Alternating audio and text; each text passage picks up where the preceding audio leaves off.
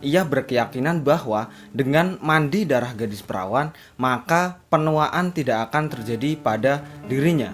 Seperti apa kisahnya? Simak kasus kali ini. Halo dulur-dulur semua, kembali lagi bersama saya. Terima kasih telah klik dan menonton video ini. Pada kesempatan kali ini kita akan membahas tentang kasus yang pada waktu itu sangat menarik bagi sebagian besar masyarakat di seluruh dunia. Karena ini adalah wanita terkejam sepanjang sejarah dan pernah masuk dalam Guinness Book of Record sebagai salah satu wanita terkejam sepanjang sejarah. Oke? Jadi wanita ini adalah ratu. Dia ini bernama Elizabeth Bathory the Exit. Itu nama panjangnya. Nah, dia itu pernah masuk dalam Guinness Book of Record sebagai wanita pembunuh dengan korban terbanyak. Pada waktu itu ia telah menyiksa dan membunuh 612 gadis. Itu masih muda semua dalam kurun waktu kurang lebih 25 tahun. Dia dilahirkan tahun 1560 dan meninggal pada tahun 1614 Masehi. Dia adalah seorang bangsawan dari kerajaan Hungaria. Elizabeth ini dilahirkan dalam sebuah keluarga tertua dan terkaya di Transilvania, lur. Nah, Elizabeth juga merupakan sepupu dari Stephen Bathory. Stephen Bathory ini merupakan raja dari Polandia. Keponakannya saja raja Polandia. Memang keluarga bangsawan tingkat tinggi. Nah, Elizabeth ini dilahirkan itu sudah mempunyai kelainan penyakit epilepsi dikarenakan orang tuanya yaitu George Bathory dan Anna Bathory itu menjalin hubungan pernikahan sedara. Hal itu yang membuat dia epilepsi. Nah, sejak kecil juga Elizabeth Bathory sering diajak oleh kedua orang tuanya untuk melihat hukuman mati dari para terpidana. Bahkan beberapa anggota keluarganya ini lur telah mengejarkannya cara kerja dari satanisme dan sihir. Jadi memang backgroundnya dari Elizabeth Bathory dari keluarganya memang sudah seperti itu. Yang pada akhirnya setelah dewasa menjadi. Kita langsung masuk ke kasusnya. Jadi dia sudah membandel ini sejak muda. Elizabeth Bathory ini sebelum menikah, setahun sebelumnya dia itu hamil dengan anak dari seorang pemuda desa yang berprofesi sebagai petani, lur. Nah, setelah melahirkan itu ia membuang bayinya ke keluarga lain supaya diadopsi oleh keluarga lain untuk menghindari masalah dalam pernikahannya tersebut. Jadi sebelum nikah itu dia sempat hamil dengan anak dari petani yang akhirnya anaknya malah diasuh oleh orang lain supaya menghindari yang tidak-tidak pada saat pernikahannya nanti dengan seorang bangsawan juga. Nah, pada tahun 1575 ini usia Elizabeth pada waktu itu 15 tahun, lur. Jadi menikah dengan Ferenc Nadasdy, itu putra bangsawan Eropa. Dan kalian tahu mas kawin yang diberikan oleh Nadasdy kepada Elizabeth ini apa? Yaitu sebuah kastil mewah di CCT. Itu menjadi hadiah pernikahan dari Elizabeth dan Nadasdy. Berarti dapat disimpulkan bahwa dia sebelum berumur 15 tahun itu sudah pernah melahirkan seorang anak sebelum menikah. Kelanjutannya 3 tahun setelah pernikahan itu Nadasdy diangkat menjadi kepala komandan pasukan Hungaria dan memimpin perang melawan Ottoman pada waktu itu, lur. Jadi setelah Nadasdy ini diangkat menjadi komandan pasukan Hungaria, akhirnya dia sibuk kan. Dia sibuk selama 10 tahun pernikahan mereka itu Elizabeth tidak dimiliki anak.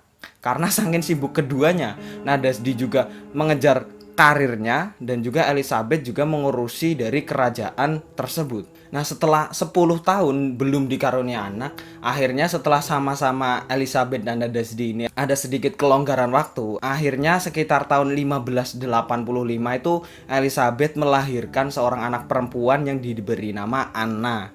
Dan 9 tahun berikutnya itu Elizabeth juga melahirkan 2 anak perempuan lagi yang diberi nama Ursula dan Katrina. Nah, masih kurang, lur. Tahun 1598 Elizabeth melahirkan lagi, kali ini putra pertama dari anak mereka yang diberi nama Paul. Nadasdy dan Elizabeth ini 10 tahun tidak dikurani anak. Sekali mereka ada waktu longgar langsung membuatlah 4 anak. Ya dengan runtutan waktu tadi ya. Nah, setelah mereka itu dikaruniai 4 anak, pada tahun 1600 Masehi Nadasdy atau suami dari Elizabeth ini meninggal di usia 51 tahun. Tetapi Nadasdi ini tidak diketahui penyebab kematiannya, apakah karena penyakit atau luka akibat peperangan yang dia alami. Setelah meninggalnya dari Nadasdi, suami dari Elizabeth, mulai muncullah desas-desus di mana Elizabeth melakukan pembunuhan berantai. Mulai muncul ke permukaan yang adanya keterangan bahwa Elizabeth itu membunuh anak gadis muda. Itu setelah meninggalnya dari suaminya tersebut. Dalam usia Elizabeth yang memasuki usia 40 tahun, Elizabeth ini takut kehilangan kecantikannya karena penuaan. Hingga suatu hari seorang pelayan yang sedang menyisir rambut Elizabeth itu tidak sengaja menarik rambut Elizabeth. Elizabeth ini secara spontan itu menampar pelayan itu dengan keras sehingga berdarah. Dan ketika Elizabeth melihat darah pelayan tersebut mengenai tangannya, itu ia segera berpikir bahwa darah tersebut akan memberinya kesegaran dan awet muda. Ini pikiran dari mana? Kok bisa seperti ini ya Elizabeth? Nah, dari situlah semua kekejaman seorang Elizabeth dimulai. Awalnya Elizabeth ini membunuh pelayan-pelayan di kastilnya. Kemudian putri-putri dari petani setempat juga dibunuhnya untuk ritual tersebut. Bahkan beberapa gadis itu dikirim ke kastilnya dengan dalih untuk belajar etika dan sopan santun. Sewajarnya memang seperti itu, dalam suatu kerajaan pastilah sopan santun sangat dicontoh oleh rakyatnya. Maka mereka percaya saja ketika anak gadis mereka disuruh belajar etika dan sopan santun ke kastil dari Elizabeth. Masih kurang pada waktu itu. Akhirnya bangsawan di bawahnya dari Elizabeth ini pun ditariklah untuk masuk ke dalam kastilnya. Jadi belajar mengenai etika sopan santun di dalam kastilnya. Bahkan sampai Elizabeth ini membuat lowongan kerja fiktif bagi gadis-gadis desa agar mau datang ke kastilnya tersebut. Padahal mereka tidak tahu apa yang akan dilakukan oleh Elizabeth kepada gadis-gadis tersebut. Setelah Elizabeth berhasil memancing dari para gadis tersebut, dia itu akan menyiksa sampai mereka meninggal. Jadi cara yang dilakukannya pun sangat kejam. Elizabeth ini akan hingga membiarkan korban sampai meninggal dunia. Tujuannya untuk apa? Hanya untuk diambil darahnya, dibuat mandi, hanya untuk membuat Elizabeth awet muda. Dari cara tersebut itu para budaknya atau para karyawan dari kastil Elizabeth ini mengumpulkan darah dari mereka, gadis-gadis muda itu, dalam sebuah ember dan dituang ke dalam kolam pemandian dari Elizabeth. Dan Elizabeth hanya akan memilih darah wanita yang masih perawan. Ia berkeyakinan bahwa dengan mandi darah seorang gadis perawan, maka penuaan tidak akan terjadi pada dirinya, alias skincare-nya dia menggunakan darah segar. Dari situ pastilah banyak korban-korban yang berjatuhan. Nah, Elizabeth ini agar tidak terlihat mencurigakan, dia ini memakamkan para korban dengan prosesi pemakaman dengan pendekatan agama sesuai dengan tradisi di sebuah kerajaan tersebut. Hal ini dapat diterima oleh pemuka agama. Akhirnya mereka memakamkanlah sesuai dengan adat tradisi yang ada tersebut. Namun hal ini tidak bertahan lama karena jumlah korbannya tentunya akan semakin banyak. Maka dari itu pendeta ini menolak untuk melakukan tugasnya karena gadis-gadis yang meninggal ini tidak diketahui penyebab meninggalnya dan terlalu banyak jumlahnya setiap hari. Para pemuka agama mulai mencurigai tingkah dari Elizabeth. Sampai situ karena sudah dicurigai, Elizabeth ini mengancam agar pemuka agama tersebut tidak mengancamkan berita tentang kebiasaannya dan mulai kehabisan alasan lah ini Elizabeth ini. Elizabeth tidak lagi mengubur jasad para korban, tetapi dia membuangnya secara asal ke beberapa lokasi seperti ladang, sungai yang mengalir mungkin di beberapa tempat di kastilnya, di belakang kastil, di kebun, dan lain sebagainya. Pokoknya dibuanglah seperti unggas-unggas seperti itu kan. Dari cerita tersebut ada salah satu korban yang sempat melarikan diri. Dia itu menceritakannya kepada pihak berwenang tentang apa yang terjadi di kastil Elizabeth tersebut. Jadi pada waktu itu Raja Matyas dari Hongaria pun memerintahkan sepupu Elizabeth sendiri yaitu Georgi Surso, gubernur provinsi, untuk menyelidiki laporan tersebut. Akhirnya pada 30 Desember 1610 mereka mendatangi kastil dari Elizabeth dan melihat pemandangan yang mengerikan. Di ruang utama mereka menemukan seorang gadis yang telah meninggal dalam kondisi kehabisan darah, sedangkan yang masih hidup pada tubuhnya terdapat benda itu mungkin untuk mengalirkan darah segar dari para gadis tersebut.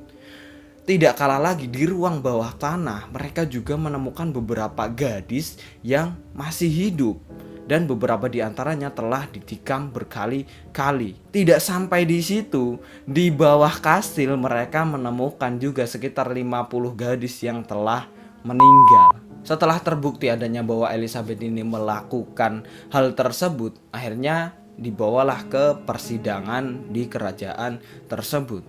Tetapi Elizabeth ini berkilah bahwa dirinya ini tidak bersalah dan dia menolak untuk muncul dalam persidangan. Jadi dalam sidang tersebut itu Johannes Ojifari, mayordomo, bersaksi bahwa sekitar 37 gadis yang belum menikah telah terbunuh oleh Elizabeth. Sedangkan 6 diantaranya secara pribadi direkrut untuk bekerja di kastil Elizabeth tersebut. Nah, dari pengadilan ini mengungkapkan bahwa sebagian besar itu gadis disiksa selama berminggu-minggu, lur. Bahkan berbulan-bulan. Mereka ini dipotong dengan gunting, bahkan digantung di langit-langit untuk membuat sebuah pancuran. Salah satu budak dari Elizabeth itu bersaksi bahwa sekitar 40 gadis telah disiksa dan dibunuh. Ini sangat berbeda dengan faktanya bahwa Elizabeth ini membunuh sekitar 612 wanita berdasarkan catatan dalam buku harian Elizabeth.